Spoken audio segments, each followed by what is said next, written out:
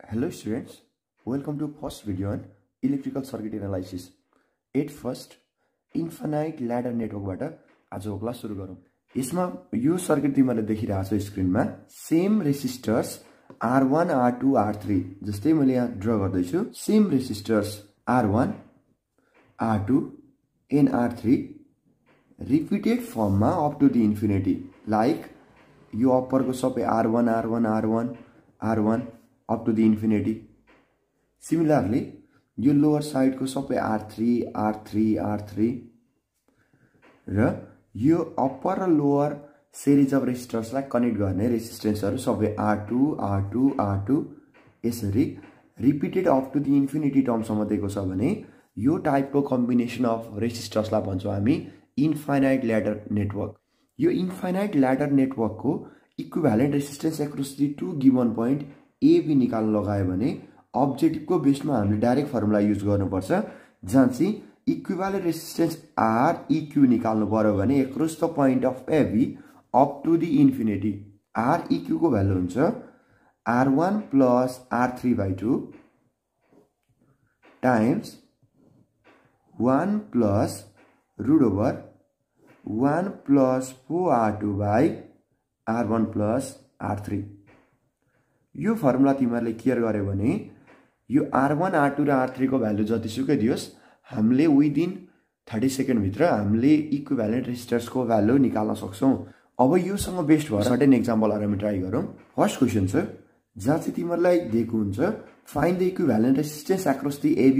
अब हामीले यहाँ हेर्ने जसरी रेसिस्टर्सहरु 1 1 1 1 यहाँ सबै रेसिस्टर्सहरु यहाँ रिपिटेड हुने रेसिस्टर्स को भ्यालु सेम छ भने अब हामीले बुझ्नु पर्यो यो इन्फाइनाइट ल्याडर नेटवर्क भनेर।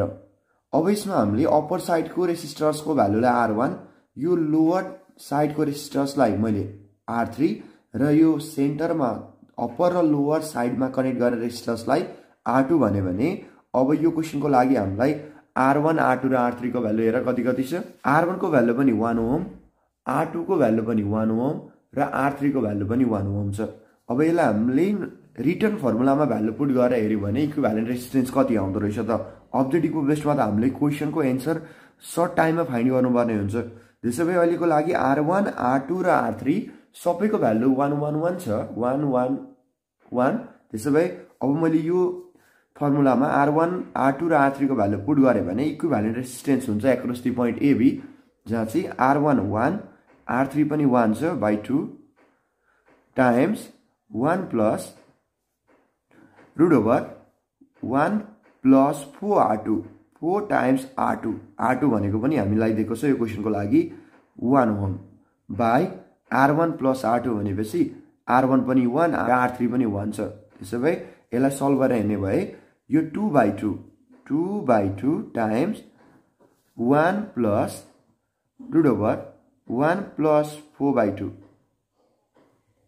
यसलाई सल्भ गरौँ 2/2 1 भइहाल्यो यसलाई लेख्नै परेन 1 plus 2 1 2 2 2 4 भनेपछि 2 plus 1 भनेपछि 1 plus √3 ओहम हुँदो रहेछ यसको total resistance. Similarly next question हेर जहाँ चाहिँ R1 R2 र R3 को भ्यालु डिफरेन्ट छ भने यहाँनेरि R1 दियो हामीलाई 2 ओम, R2 दिएको छ 3 ओम र R3 दिएको छ 1 ओम। रिपिटेड फर्ममा छ ल्याडर नेटवर्क। अब यसको इक्विभ्यालेन्ट रेसिस्टेन्स निकाल्नु पर्यो भने फेरि फर्मुला युज गर जहाँ चाहिँ equivalent resistance across the point of AB up to the infinity due to the repeated combination of the resistors in the form of the ladder. R equivalence निकाल्नु पर्यो भने formula R1 plus R3/2 times 1 plus root over 1 plus 4R2 by बाहिर जे छ R1 plus R3। अब अहिलेको लागि R1 2 R2 3 र R3 1 छ भने यसलाई सब्स्टिट्युट गरेर हेर यसमा कति आउँछ R1 2 plus R3 1/2 times 1 plus root over 1 plus 4 times of R2 4 times of R2 means 3 by R1 plus R2 2 plus 1 2 plus 1 यसरी सल्भ गर्ने equal to 3/2 times 1 plus root over 1 plus 4 into 3/3 यो 3 र 3 cancel भइहाल्यो त्यसो भए 3/2 times 1 plus root over 1 plus 4 means 5 ohm हुँदो रहेछ। I hope infinite ladder नेटवर्कको कम्बिनेसनबाट हामीलाई अब्जेक्टिभमा क्वेसन सोध्यो भने तिमीले इजिली अप्सन फाइन्ड गर्न सक्छौ यो फर्मुला याद गर्यो भने।